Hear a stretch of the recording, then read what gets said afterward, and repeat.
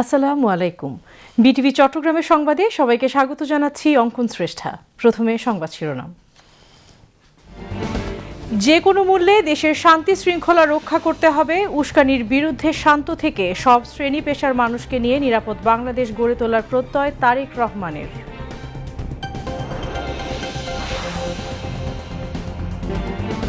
প্রায় ১.৫ দশক পর দেশের মাটিতে নেমে খালি পায়ে মাতৃভূমির স্পর্শ নিলেন তারেক রহমান। এক নজর দেখতে প্রচণ্ড শীত উপেক্ষা করে রাত থেকে লাখ লাখ মানুষের অপেক্ষা। তারেক রহমানের দেশে ফেরা শুধু রাজনৈতিক প্রত্যাবর্তন নয়, প্রত্যাশা আর সম্ভাবনার নতুন অধ্যায় বলছেন সাধারণ মানুষ।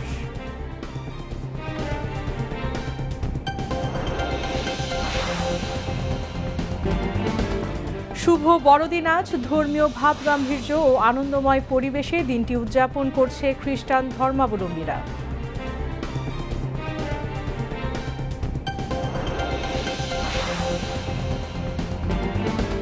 বাংলাদেশ টেলিভিশনের ৬১ বছর পূর্তি আজ। সারা বিশ্বে বাংলা ভাষাভাষী মানুষের বিনোদন ও অবাধ তথ্য প্রবাহে অবদান রেখে চলেছে বিটিভি।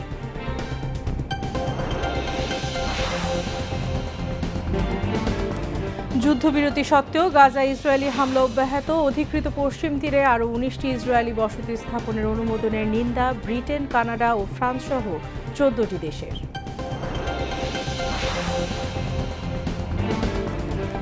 এবং আফ্রিকা কাপ অফ নেশনসে মোজাম্বিককে ১-০ গোলে হারিয়েছে আইভরি কোস্ট।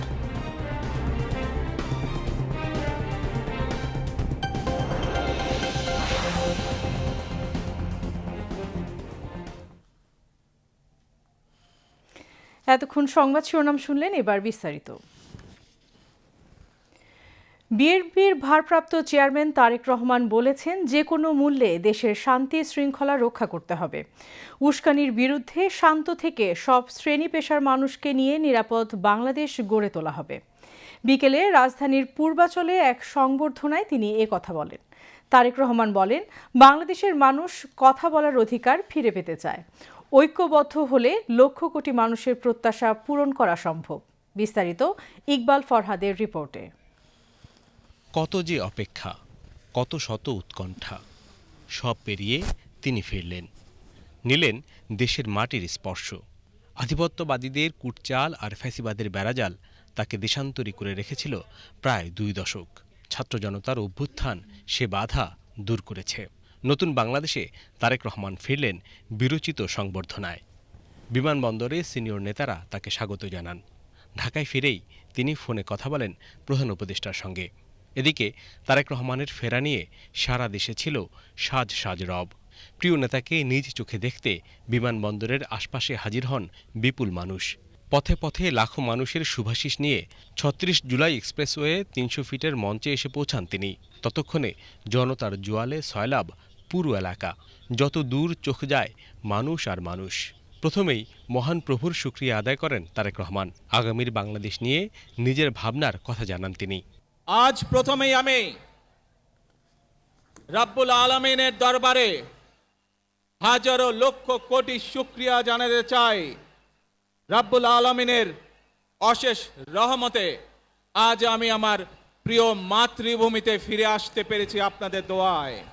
মনে রাখবেন, we have a plan, we have a plan for the people and for the country. ইনশাআল্লাহ আমরা সেই প্ল্যান বাস্তবায়ন করব। তিনি স্মরণ করেন শরীফ ওসমান হাদিকে। তার স্বপ্ন বাস্তবায়নে কাজ করতে সবার প্রতি আহ্বান জানান তিনি। সব দলের নেতাদের কাছে তিনি উদাত্ত আহ্বান জানান শান্তি শৃঙ্খলা অটুট রেখে সমৃদ্ধির পথে এগিয়ে যাওয়ার ক্ষেত্রে ভূমিকা রাখার। তারেক রহমান বলেন, তার মন পড়ে আছে হাসপাতালে, যেখানে তার মা বেগম খালেদা জিয়া গুরুতর অসুস্থ অবস্থায় চিকিৎসা নিচ্ছেন।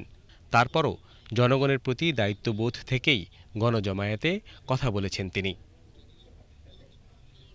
Iqbal Farhad, BTV news, Dhaka. দীর্ঘ ১৭ বছর পর দেশের মাটিতে নেমে কিছুক্ষণ খালি পায়ে মাতৃভূমির স্পর্শ নেন বিএনপির ভারপ্রাপ্ত চেয়ারম্যান তারেক রহমান। এরপরে রওনা দেন সংবর্ধনা স্থলে। সেখানে রাত থেকেই প্রচণ্ড শীত উপেক্ষা করে জড়ো হয়েছেন লাখ লাখ জনতা। তার গাড়ি বহরের দুপাশে জনতার ঢল নামে। আরিফিন মাসুদের রিপোর্ট।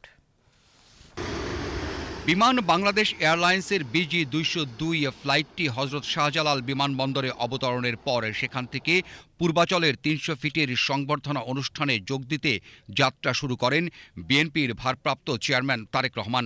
লাল সবুজের একটি বিশেষ বাসে করে তিনি রওনা হন সংবর্ধনা স্থলের উদ্দেশ্যে। সেখানে তারেক রহমানের রাজস্বিক প্রত্যাবর্তনকে বরণ করে নিতে প্রতীক্ষায় লাখ লাখ নেতাকর্মী সহ সাধারণ মানুষ। গত কয়েকদিন থেকেই এ সকল মানুষেরা অবস্থান নেন ৩০০ ফিট এলাকার সমাবেশ স্থলে, যেখানে মানুষের ঢল পরিণত হয়েছে জনসমুদ্রে। বিমানবন্দর থেকে ৩০০ ফিটের এ যাত্রায় রাস্তার দুই পাশে হাজার হাজার মানুষ স্বাগত জানায় প্রিয় নেতাকে। এ সময় তারেক রহমানকেও দেখা যায় হাত নেড়ে দেশের মানুষের এই অকৃত্রিম ভালোবাসার প্রতি কৃতজ্ঞতা প্রকাশ করতে। ধীর গতিতে এগিয়ে চলা তারেক রহমানের গাড়ির বহর ঘিরে কঠোর নিরাপত্তা দেয় বিভিন্ন বাহিনীর সদস্যরা। ১৭ বছরেরও বেশি সময়ের অপেক্ষায় থাকা প্রিয় নেতার প্রত্যাবর্তনের এই মহেন্দ্রক্ষণের সাক্ষী হতে দেশের সকল জেলা, উপজেলা ও ইউনিয়ন থেকে ৩০০ ফিটে সমবেত লাখ লাখ মানুষের অধীর অপেক্ষার এই দিন ঐতিহাসিক, এই দিন অবিস্মরণীয়। দেশের মানুষের শ্রদ্ধা, ভালোবাসা আর আবেগ যেন মিলিত হয়েছে রাজধানীর ৩০০ ফিটে। ব্যানার, ফেস্টুন আর সাজা সাজা রবে যেন প্রকাশ পাচ্ছে আগামীর বাংলাদেশের প্রতি মানুষের গভীর ভালোবাসা, যেখানে রাজনীতিকে ছাপিয়ে উঠেছে ফ্যাসিবাদের দুঃশাসনের সময় পেরোনো একজন মানুষের স্বদেশে ফিরে আসার গল্প। Arifin Masud, BTV news, Dhaka. দীর্ঘ ১৭ বছরের নির্বাসন শেষে দেশে ফিরেই প্রধান উপদেষ্টা প্রফেসর মোহাম্মদ ইউনূসকে ফোন করে ধন্যবাদ জানিয়েছেন বাংলাদেশ জাতীয়তাবাদী দলের ভারপ্রাপ্ত চেয়ারম্যান তারেক রহমান। আজ সকালে রাজধানীর হজরত শাহজালাল আন্তর্জাতিক বিমানবন্দরে পৌঁছানোর পর সেখান থেকেই প্রধান উপদেষ্টার সঙ্গে ফোনে কথা বলেন তিনি। এ সময় তারেক রহমান তার নিরাপত্তা সহ সার্বিক ব্যবস্থাপনার জন্য প্রধান উপদেষ্টার প্রতি কৃতজ্ঞতা জানান। ফোন আলাপে তিনি প্রধান উপদেষ্টার খোঁজ খবর নেন এবং বলেন তিনি নিজে এবং পরিবারের পক্ষ থেকে ধন্যবাদ জানাচ্ছেন। দেড় যুগের দীর্ঘ নির্বাসন শেষে দেশে ফিরলেন বিএনপির ভারপ্রাপ্ত চেয়ারম্যান তারেক রহমান। বৃহস্পতিবার বেলা 11:43 তাঁকে বহনকারী ফ্লাইটটি ঢাকার হজরত শাহজালাল আন্তর্জাতিক বিমানবন্দরে অবতরণ করে। বিমানবন্দরে তারেক রহমানকে উষ্ণ অভ্যর্থনা জানান পরিবার ও দলের জ্যেষ্ঠ নেতারা। বিমানবন্দর থেকে বের হয়ে বাগানে জুতা খুলে খালি পায়ে ঘাসের উপর দাঁড়িয়ে মাটি ছুঁয়ে দেখেন তিনি। এ সময় এক টুকরো মাটি হাতে নিয়ে মাতৃভূমির স্পর্শ নেন তারেক রহমান। রিপোর্ট খালিদা হাসানের।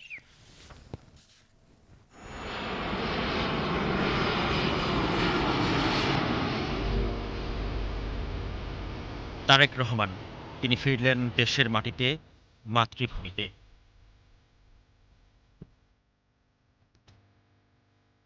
এই প্রত্যাবর্তন শুধু একজন রাজনৈতিক নেতার দেশে ফেরা নয়, এটি এক দীর্ঘ লড়াই, বঞ্চনা, প্রতিরোধ আর প্রতীক্ষার রাজকীয় সমাপ্তি। ফ্যাসিস্ট শাসনামলের দমন-পীড়ন, অপবাদ আর রাজনৈতিক প্রতিহিংসার ভার বহন করে যে মানুষটি প্রবাসে কাটিয়েছেন প্রায় ১৭ বছর, তিনি আজ দেশে ফিরে এলেন লক্ষ জনতার ভালোবাসা, সম্মান আর আবেগের জোয়ারে ভেসে।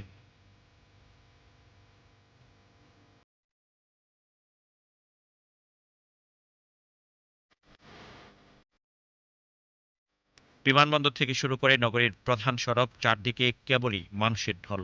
হাতে জাতীয় পতাকা, ব্যানার, ফেস্টুন, কণ্ঠে স্লোগান আর চোখে জল। এ যেন দীর্ঘদিনের জমে থাকা ক্ষোভ, বেদনা আর প্রত্যাশার একসাথে উথলে পড়া। এটি কেবল একজন রাজনৈতিক নেতাকে বরণ করা নয়, এটি ফ্যাসিবাদের বিরুদ্ধে জনগণের নীরব বিজয়ের বহিঃপ্রকাশ। মামলা, গ্রেফতারি পরোয়ানা, চরিত্র হননের প্রচেষ্টা, সবকিছুর মধ্য দিয়ে তারেক রহমানকে রাজনৈতিকভাবে নিশ্চিহ্ন করার অপচেষ্টা চালানো হয়েছিল। রাষ্ট্রযন্ত্রকে দলীয় স্বার্থে ব্যবহার করে তাকে দেশের মাটি থেকে বিচ্ছিন্ন রাখা হয়েছিল। আজ সেই সব গ্লানি, অপমান আর নির্যাতনের স্মৃতি যেন লাখো মানুষের ভালোবাসায় ধুয়ে মুছে ম্লান হয়ে গেল। জনতার কণ্ঠে উচ্চারিত প্রতিটি স্লোগান, প্রতিবারের উল্লাসধ্বনি, প্রতি ফোঁটা অশ্রু ছিল তারেক রহমানের প্রতি এক নিঃস্বার্থ সমর্থনের ঘোষণা। ইতিহাসের নিষ্ঠুর অধ্যায় পেরিয়ে তারেক রহমান ফিরে এলেন আরও পরিণত, আরও দৃঢ় প্রত্যয়ে।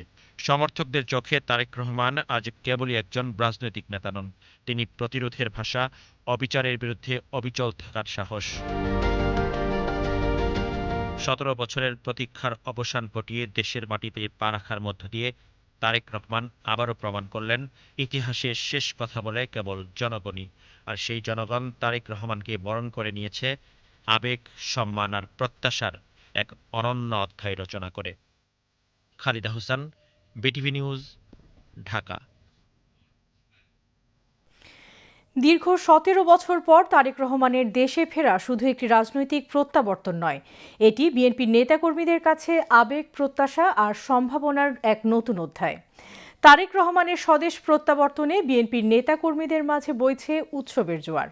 রিকশা চালক, ভ্যান চালক, সাধারণ ব্যবসায়ী, তরুণ যুবকরা যারা রাজনীতি করে না তারাও শরিক হয়েছেন এই উৎসবে। বিস্তারিত মাহমুদুল হাসানের প্রতিবেদনে। আমরা নয়, সারা বাংলাদেশের মানুষই একটা ঈদের আমেজের মতো আছে, সবাই উৎফুল্ল হয়ে আছে। আজকে দেখতেছেন ওয়েদারটাও বাংলাদেশের অন্যরকম হয়ে আসছে, আমাদের নেতা আসছে, বাংলাদেশের সুফল বয়ে আনছে। আমাদের এই অনুভূতির কথা আমাদের আর জানানোর ভাষা নেই। আমরা মাঝে মাঝে চোখের পানিও ফেলেই দিই তার জন্য, আমরা অনেক কৃতজ্ঞ তার জন্য। আল্লাহ তাআলা মানুষকে যদি কখনো ইজ্জত দান করে, সে ইজ্জত কেউ ফিরতে পারে না। সাধারণ কর্মী ও শুভাকাঙ্ক্ষীর আবেগঘন প্রতিক্রিয়াই বলে দিচ্ছে প্রিয় নেতার আগমনে তারা কতটা খুশি। দীর্ঘ 17 বছর পর তারেক রহমানের দেশে ফেরা শুধু একটি রাজনৈতিক প্রত্যাবর্তন নয়, এটি বিএনপি নেতাকর্মীদের কাছে আবেগ, প্রত্যাশা আর সম্ভাবনার এক নতুন অধ্যায়। 17 বছরের উপর আমাদের নেতার অপেক্ষায় আমরা ছিলাম, উনার নির্দেশে আমরা রাজপথে ছিলাম। উনার প্রতি আস্থা রেখে তৃণমূলের নেতা কর্মীরা আন্দোলন করেছে, সংগ্রাম করেছে, জীবন দিয়েছে। আজকে আমাদের যে খুশির দিন তা কেউ ভাষায় প্রকাশ করতে পারবে না। আমাদের নেতার কাছে শুধু আমরা না, সারা জাতি আজকে উনার প্রতি আশাবাদী। উনি নতুন বাংলাদেশ উপহার দেবে। কেউ গাড়িতে, কেউ পায়ে হেঁটে, আবার কেউ বা অটোতে করে জাতীয় ও দলীয় পতাকা হাতে নিয়ে প্রিয় নেতাকে দেখতে 300 ফিটে যাচ্ছেন। আমি দীর্ঘদিন সৌদি আরবে থেকে আমি কালকে এয়ারপোর্টে যখন আসছি, ওখান থেকে ডাইরেক্ট আমি তারেক রহমানের আগমনে আমি এখানেই আছি, আমি এখানে বাড়িতে যাইনি। আমাদের মাঝে ফিরে আসছে এই বিএনপি দলকে, আবার তিনি পুনরায় হাল ধরবেন এবং দেশের প্রধানমন্ত্রী হবেন ইনশাল্লাহ। আমরা অতীতে 17 বছর স্লোগান দিয়ে আসছি, তারেক রহমান বীরের বেশে আসবে ফিরে বাংলাদেশে। আজকে আমাদের সেই স্লোগানের দিন শেষ। আমাদের নেতা তারেক রহমান বাংলাদেশে আসছে। শুধু আমাদের না, শুধু আমরা যারা দল করি, বিএনপিকে ভালোবাসি, শুধু আমাদের নেতা না, সে 16 কোটি মানুষের নেতা। নেতাকর্মীদের প্রত্যাশা, তারেক রহমানের প্রত্যাবর্তনের মধ্য দিয়ে দেশের রাজনীতিতে সূচনা হবে নতুন অধ্যায়ের। বাংলাদেশে যখন তারেক রহমান আসছে, বাংলাদেশের মানুষের পাশে সুখে দুঃখে উনি থাকবেন এবং জনগণের সাথে উনি বাংলাদেশ পরিচালনা করবেন। আগামী দিন আমরা প্রত্যাশা করি ওনার কাছ থেকে নিরাপদ বাংলাদেশ ও স্বনির্ভর বাংলাদেশ এবং দুর্নীতিমুক্ত বাংলাদেশ। এখন বাংলাদেশের মানুষ আনন্দে খুশিতে আত্মহারা। যদি জিয়াউর রহমানের দল এবার ক্ষমতা আসে, ইনশাল্লাহ জনগণের ভাগ্য, জনগণের উন্নয়ন হবে। দেশে ফিরে আসতেছে, খুবই গর্ব লাগতেছে যে আসতেছে। আমরা চাই যে বাংলাদেশ সুন্দর থাক। আমার কাছে আনন্দ লাগতেছে, অনেক ভালো লাগতেছে। আমাদের নেতা দেশে আসতেছে, অনেক খুশি লাগতেছে। ঈদের দিন লাগতেছে আমাদের থেকে। তাকে কখনো দেখি নাই, আমার এই এত বছর বয়সে, 20 বছর বয়সে আমি তাকে কখনো দেখি নাই। আজকে তাকে হয়তো বা সামনে থেকে দেখতে পারবো কিনা জানি না, তবে আমার তাকে দেখার খুবই ইচ্ছা। সে যদি আমাদের দেশের জন্য কিছু করতে চায়, তবে আমাদের ছাত্র জনতার জন্য সবচেয়ে বেশি কিছু করবে সে, এটা আমাদের প্রত্যাশা। ফিরে আসবে গণতান্ত্রিক ধারাবাহিকতা, আর নতুন করে উজ্জীবিত হবে বিএনপির রাজনীতি। এত বছর পর তাকে দেখবো, অনেক এক্সাইটেড। তার ব্যাপারে অনেক পড়েছি, অনেক শুনেছি, দেখিনি কখনোই, আজকে দেখবো ইনশাল্লাহ। বাংলাদেশকে সামনে আগায় নেওয়ার মতো সেরকম যোগ্য কোনো নেতা নাই তারেক রহমান বাদে। তো তার আগমন বাংলাদেশে অবশ্যই একটা গুরুত্বপূর্ণ ইম্প্যাক্ট রাখবে। 1.5 যুগ পর রাজস্বিক প্রত্যাবর্তন ঘটেছে তারেক রহমানের। তার আগমনে দেশের রাজনীতিতে আসবে নতুন মাত্রা, এমনটাই প্রত্যাশা সকলের। Mahmudul Hasan, BTV news, Dhaka. আজ শুভ বড়দিন, খ্রিস্টান সম্প্রদায়ের সবচেয়ে বড় উৎসব। সারা বিশ্বের খ্রিস্টান ধর্মাবলম্বীদের সাথে বাংলাদেশের খ্রিস্টান সম্প্রদায় ধর্মীয় ভাব গাম্ভীর্য ও আনন্দ উদযাপনের মধ্য দিয়ে দিনটি পালন করছে। রাজধানীর কাকরাইল চার্চ ও হলিক্রস চার্চ ঘুরে রিপোর্ট করছেন ইমরানুজ্জামান।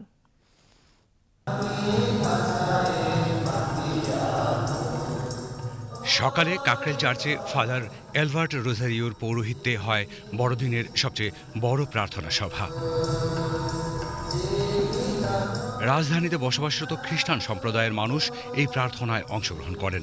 হযরত ঈসা আলাইহিস সালাম এর জন্মদিন উপলক্ষে সারা বিশ্বের খ্রিস্টান সম্প্রদায় ধর্মীয় ভাবগাম্ভীর্য ও আনন্দ উদযাপনের মধ্য দিয়ে শুভ ক্রিসমাস বা বড়দিন পালন করেন। পুণ্যপিতা পোপ লিও তিনি এবার বড়দিনের বার্তা দিয়েছেন যেন আমরা গাজা যে শিশুদের হত্যা করা হচ্ছে সেখানকার শান্তি, পৃথিবীর শান্তির জন্য আমরা প্রার্থনা করি এবং আশায় আমরা জাগ্রত থাকতে পারি। আমি আপনাদের মধ্য দিয়ে বাংলাদেশ খ্রিস্টান সমাজের পক্ষে সবাইকে বড়দিন ও খ্রিস্টীয় নববর্ষের শুভেচ্ছা জানাই। এছাড়া বড়দিনের উৎসব পালিত হচ্ছে সারা দেশ সহ ফার্মগেটের হলি ক্রস গির্জায়। তার আগমনের মূল উদ্দেশ্য ছিল জাতিতে জাতিতে, মানুষে মানুষে, দেশে দেশে যেন শান্তি মানবতা বজায় থাকে এবং যেন আমরা সম্প্রীতিতে সংলাপে এবং একত্রে বসবাস করি।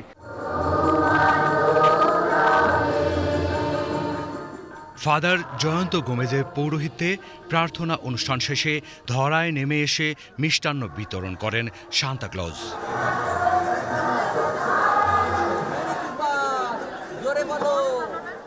এইবার আমরা যীশু খ্রিস্টের জন্মের 2025তম বর্ষ পালন করছি, তো এর জন্য এই বছরের বড়দিনটা আমাদের কাছে খুবই উল্লেখযোগ্য। আমরা সবাই একত্রে মিলে চার্চে এসেছি, সবার মঙ্গলের জন্য এবং বাংলাদেশ এবং পুরো বিশ্বের জন্য শান্তি কামনার জন্য প্রার্থনা করছি। দেশের প্রত্যেকটা মানুষ যাতে শান্তিতে থাকতে পারে, আমাদের পরিবারের সবাই যাতে ভালো থাকতে পারে, এই প্রার্থনাটাই করেছি। আমি আজকে খেলাধুলা করব, তারপর অনেক সান্তার কাছ থেকে গিফট নিব। বড়দিনের গিফটের জন্য আসছি, এই জন্য আমি এসে তারপর আমি বাড়ি যাব। Imranuzzaman, BTV news. শুভ বড়দিন উপলক্ষে বঙ্গভবনে খ্রিস্টান ধর্মাবলম্বী বিশিষ্ট ব্যক্তিবর্গ, বিভিন্ন দেশের রাষ্ট্রদূত ও হাই কমিশনার এবং আন্তর্জাতিক সংস্থার প্রতিনিধিদের সাথে শুভেচ্ছা বিনিময় করেছেন রাষ্ট্রপতি মোহাম্মদ শাহাবুদ্দিন। এ সময় রাষ্ট্রপতি দেশের খ্রিস্টান সম্প্রদায় সহ বিশ্ববাসীর প্রতি বড়দিনের আন্তরিক শুভেচ্ছা ও উষ্ণ অভিনন্দন জানান। বিশ্বে বাংলা ভাষার প্রথম টেলিভিশন বাংলাদেশ টেলিভিশন বিটিভির 61 বছর পূর্তি আজ। 1964 সালের 25 ডিসেম্বর ঢাকায় যাত্রা শুরু করে প্রতিষ্ঠানটি। স্বাধীনতার পর এটির নামকরণ করা হয় বাংলাদেশ টেলিভিশন। দীর্ঘ পথ চলায় বাংলাদেশের স্বাধিকার সংগ্রাম, মহান মুক্তিযুদ্ধ, সারা বিশ্বে বাংলা ভাষাভাষী মানুষের বিনোদন ও অবাধ তথ্য প্রবাহে অবিস্মরণীয় অবদান রেখে চলেছে বাংলাদেশ টেলিভিশন। খালিদা হাসানের প্রতিবেদন।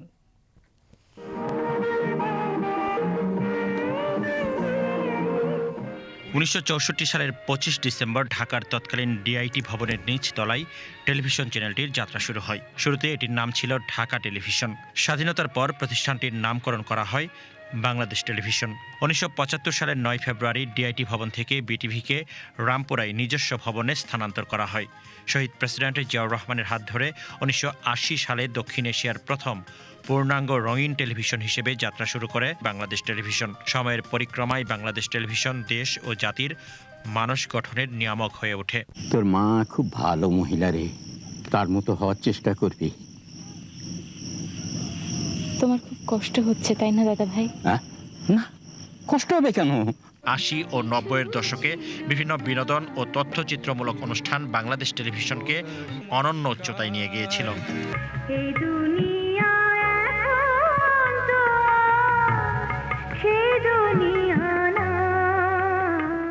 সার্ক কান্ট্রিজের মধ্যে বা এই অঞ্চলের মধ্যে অন্যতম প্রাচীন গণমাধ্যম, ইলেকট্রনিক গণমাধ্যম, অডিও ভিজুয়াল গণমাধ্যম, সেই হিসাবে কিন্তু এটা একটা প্রতিষ্ঠানে পরিণত হয়েছে। এটা 61 বছর ধরে এই পথ চলায় বিটিভি যা করেছে তা হচ্ছে আবহমান বাংলাদেশের সাংস্কৃতিক ঐতিহ্যকে তুলে ধরেছে, তথ্য দিয়েছে, শিক্ষা দিয়েছে, সংবাদ দিয়েছে।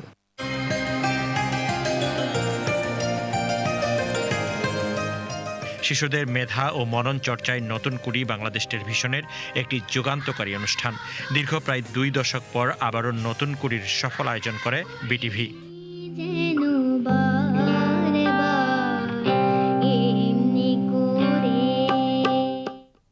যখন যেমনভাবে পরিচালিত হয়েছে দেশ, সেইভাবে বিটিভি পরিবর্তিত হয়েছে। তো 2024-এর এই মহান গণ অভ্যুত্থানের পর বিটিভি একটা নতুন বাঁক নিয়েছে। বিটিভি ফিনিক্স পাখির মতো আবার পুনর্জাগরণের সূচনা করেছে। আমরা কাজ করছি জনগণের কল্যাণে। বিটিভির চিরচারিত যে একটা চরিত্র ছিল, সেখান থেকে আমরা আরও জনমুখী, আরও গণমুখী হওয়ার, জনকল্যাণী হওয়ার চেষ্টা করছি। কিন্তু বিভিন্ন সময়ে স্বৈরাচার সরকারের প্রভাব বলয়ে পড়ে স্বকীয়তা হারায় বাংলাদেশ টেলিভিশন। 2024 সালের 5 আগস্ট ফ্যাসিস্ট শেখ হাসিনা সরকারের পতনের পর আওয়ামী বলয়মুক্ত হয় বাংলাদেশ টেলিভিশন। সুগম হয় বস্তুনিষ্ঠ সংবাদ ও অনুষ্ঠান সম্প্রচারের পথ। জুলাই বিপ্লবের চেতনাকে ধারণ করে জনমানুষের প্রত্যাশা পূরণে কাজ করে যাচ্ছে বাংলাদেশ টেলিভিশন।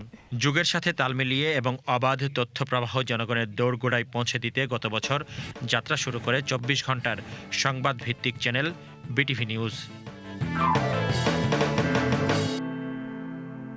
বিটিভি স্বতন্ত্র এবং একটা ডেডিকেটেড নিউজ চ্যানেলের সম্প্রচার শুরু করেছে। এবছর আমরা বিটিভির ঐতিহ্যবাহী অনুষ্ঠান, প্রতিভা অন্বেষণের অনুষ্ঠান নতুন কুড়িকে আবার পুনর্জাগরণের প্রয়াসী হয়েছে এবং অত্যন্ত সফলভাবেই নতুন কুড়ির কাজ সম্পন্ন হয়েছে। আমরা অসংখ্য শিল্পীদের, নতুন শিল্পীদের, শিশু কিশোর শিল্পীদের সান্নিধ্যে এসেছে এবং একটা বড় সংখ্যক প্রতিভাবান, প্রতিশ্রুতিশীল শিল্পীদের কিন্তু আমরা খুঁজে পেয়েছি। এটাও বিটিভির একটা অগ্রযাত্রার প্রধান বিষয়। সামনে আমাদের নির্বাচন আছে। এই নির্বাচনটা কিন্তু আমাদের জাতীয় জীবনের অত্যন্ত তাৎপর্যপূর্ণ এবং গুরুত্বপূর্ণ একটি বিষয়। এই নির্বাচনে কিন্তু বিটিভি একেবারে নির্বাচন কমিশনের সহযাত্রী হয়ে কাজ করছে। শুধু সাধারণ মানুষের নয়, বিটিভি কিন্তু রাষ্ট্রেরও একটা প্রধান অনুষঙ্গ। কারণ রাষ্ট্রের কথা বা রাষ্ট্র পরিচালনা যারা করেন, যে সরকার, সেই সরকারের কথা কিন্তু বিটিভি প্রচার করে থাকে এবং সেই জন্য রাষ্ট্র এবং সরকারের জন্য বিটিভি একটি প্রধান অনুষঙ্গ।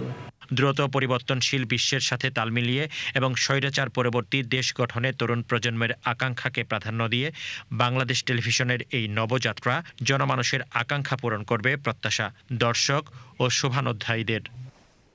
Khalida Hossain, BTV news, Dhaka. এবারে আন্তর্জাতিক সংবাদ।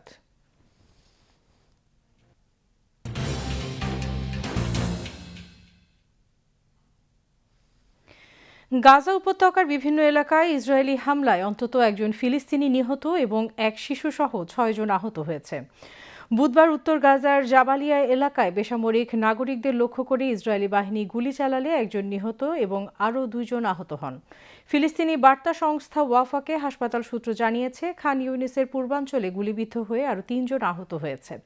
অন্যদিকে মধ্য গাজার মাগাজি শরণার্থী শিবিরে ইসরায়েলি বাহিনীর গুলিতে এক শিশু আহত হয়েছে। গাজার স্বাস্থ্য মন্ত্রণালয়ের তথ্য মতে 10 অক্টোবর যুদ্ধবিরতি কার্যকর হওয়ার পর থেকে এ পর্যন্ত ইসরায়েলি বাহিনীর হামলায় উপত্যকাটিতে 400 জনের বেশি মানুষ নিহত হয়েছেন। গাজার সরকারি গণমাধ্যম দপ্তর জানিয়েছে, ইসরায়েল যুদ্ধবিরতির গুরুতর ও পদ্ধতিগত লঙ্ঘন করছে। তাদের দাবি, যুদ্ধবিরতি কার্যকর হওয়ার পর থেকে ইসরায়েলি বাহিনী অন্তত 875 বার এই চুক্তি ভঙ্গ করেছে। 2023 সালের অক্টোবর থেকে গাজায় ইসরায়েলের গণহত্যামূলক আগ্রাসনে এখন পর্যন্ত প্রায় 71,000 ফিলিস্তিনি নিহত এবং 1,71,000-এর বেশি মানুষ আহত হয়েছে। এদিকে অধিকৃত পশ্চিম তীরে ইসরায়েলের 19টি নতুন বসতি স্থাপনের অনুমোদনের নিন্দা জানিয়েছে ব্রিটেন, কানাডা ও ফ্রান্স সহ 14টি দেশ।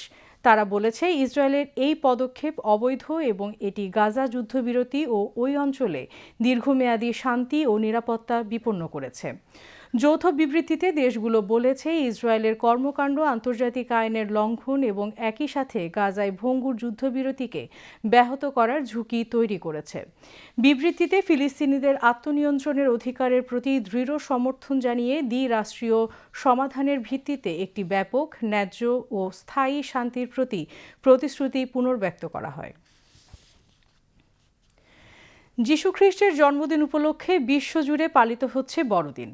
প্রার্থনা, আনন্দ আর পারিবারিক মিলন মেলায় রঙিন হয়ে উঠেছে নানা দেশ। কোথাও গির্জায় মধ্যরাতের প্রার্থনা, কোথাও আবার উৎসবের খাবার আর উপহারের আনন্দে মুখর সময়। ভৌগোলিক অবস্থান আর সংস্কৃতির ভিন্নতা থাকলেও বড়দিনের মূল বার্তা একটাই: ভালোবাসা, শান্তি আর মানবতার আহ্বান। বিশ্বের বিভিন্ন প্রান্তে বড়দিন উদযাপন নিয়ে বিস্তারিত থাকছে জাকিয়া জামান আনিকার ডেস্ক রিপোর্টে।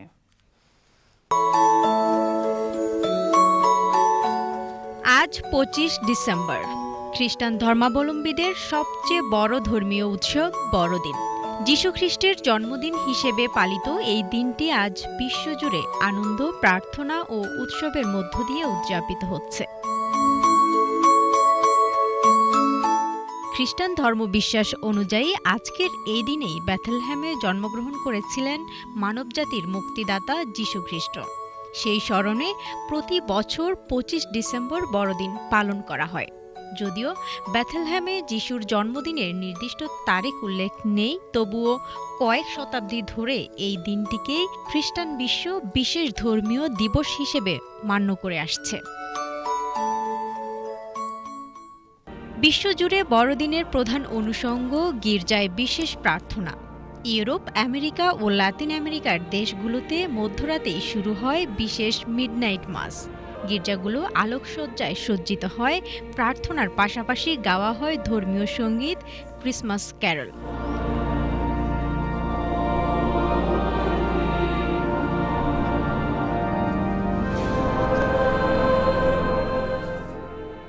ধর্মীয় আয়োজনের সঙ্গে যুক্ত হয় সামাজিক ও পারিবারিক উৎসব। ঘরে ঘরে সাজানো হয় ক্রিসমাস ট্রি, শিশুদের জন্য থাকে উপহার, আর পরিবার পরিজন একত্র হয়ে ভাগ করে নেয় উৎসবের আমেজ। পশ্চিমা বিশ্বে বড়দিন মানেই পরিবারের সঙ্গে সময় কাটানো ও বিশেষ খাবারের আয়োজন। ভৌগোলিক অবস্থান অনুযায়ী বড়দিন উদযাপনের ধরনেও রয়েছে বৈচিত্র্য। অস্ট্রেলিয়া ও দক্ষিণ গোলার্ধের দেশগুলোতে এ সময় গ্রীষ্মকাল। সেখানে বড়দিন মানেই সমুদ্র সৈকত, বারবিকিউ আর খোলা আকাশের নিচে পারিবারিক আড্ডা। অন্যদিকে ইউরোপের অনেক দেশে তুষারপাতের মধ্যেই বড়দিনের উৎসব আরও রঙিন হয়ে ওঠে।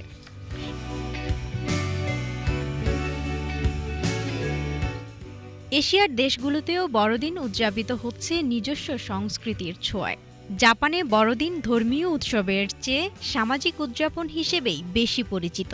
ফিলিপাইন সহ দক্ষিণ পূর্ব এশিয়ার খ্রিস্টান অধ্যুষিত দেশগুলোতে বড়দিন ঘিরে চলে দীর্ঘ প্রার্থনা ও উৎসব। এদিকে খ্রিস্টান ধর্মের পবিত্র ভূমি বেথলেহেমেও আজ পালিত হচ্ছে বড়দিন। তবে চলমান বৈশ্বিক ও আঞ্চলিক বাস্তবতায় অনেক জায়গায় সীমিত আকারে হচ্ছে শান্তি ও মানবতার জন্য বিশেষ প্রার্থনার মধ্য দিয়ে।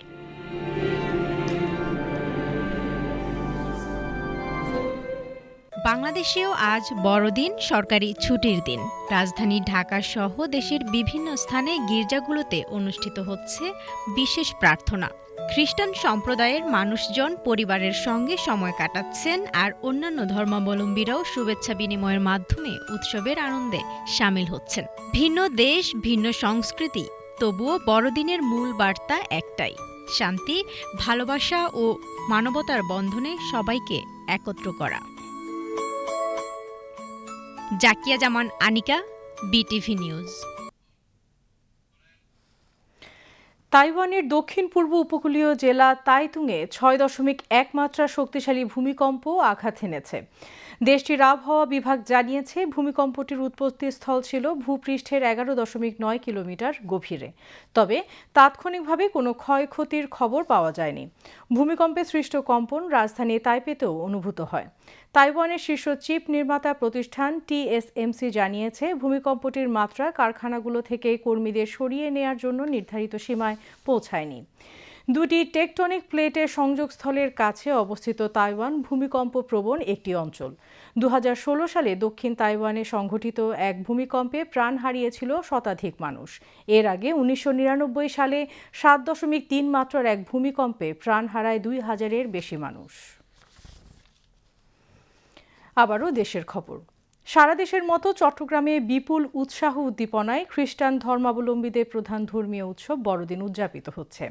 এই উপলক্ষে সকালে নগরীর পাথরঘাটা জপমালা রানী ক্যাথিড্রাল চার্চে এক প্রার্থনা সভা অনুষ্ঠিত হয়। প্রার্থনায় দেশ জাতির সমৃদ্ধি ও শান্তি কামনা করেন খ্রিস্টান ধর্মাবলম্বীরা। এতে খ্রিস্টান ধর্মাবলম্বী নানা বয়সের নারী পুরুষ অংশ নেন। প্রার্থনা শেষে যীশু খ্রিস্টের প্রশংসা কীর্তন করা হয়। এ সময় খ্রিস্টান সম্প্রদায়ের নারী পুরুষ নিজেদের মধ্যে বড়দিনের শুভেচ্ছা বিনিময় করেন। পরে যীশু খ্রিস্টের প্রতিকৃতিতে শ্রদ্ধা বিনিময় করা হয়। বড়দিন উপলক্ষে চট্টগ্রাম নগরীতে খ্রিস্টান ধর্মীয় সকল উপাসনালয় বর্ণিল সাজে সজ্জিত করা হয়। তৈরি করা হয় নান্দনিক ক্রিসমাস ট্রি। এবারে আবহাওয়ার খবর।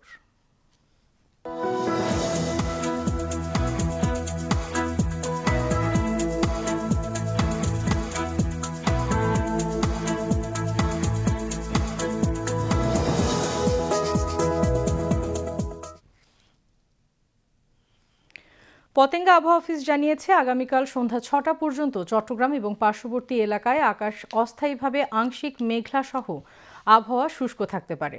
সেই সাথে মধ্যরাত থেকে সকাল পর্যন্ত নদী অববাহিকা ও তৎসংলগ্ন এলাকার কোথাও কোথাও হালকা কুয়াশা বিরাজ করতে পারে।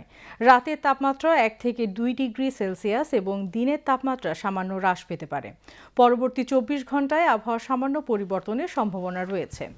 নগরীতে আজ সর্বোচ্চ তাপমাত্রা ছিল 24.1 ডিগ্রি সেলসিয়াস, যা স্বাভাবিকের চেয়ে 2.9 ডিগ্রি কম, এবং সর্বনিম্ন তাপমাত্রা ছিল 16 ডিগ্রি সেলসিয়াস, যা স্বাভাবিকের চেয়ে 0.4 ডিগ্রি বেশি। আগামীকাল চট্টগ্রামে সূর্যোদয় 6টা 31 মিনিটে এবং সূর্যাস্ত 5টা 16 মিনিটে। এবার জানিয়ে দিচ্ছি কর্ণফুলী নদীতে আগামীকালে জোয়ার ভাটার সময়সূচি। ভাটা শুরু হবে রাত 4টা 27 মিনিটে, জোয়ার বেলা 11টা 6 মিনিটে। পরবর্তী ভাটা শুরু হবে বিকেল 4টা 58 মিনিটে এবং জোয়ার রাত 11টা 20 মিনিটে।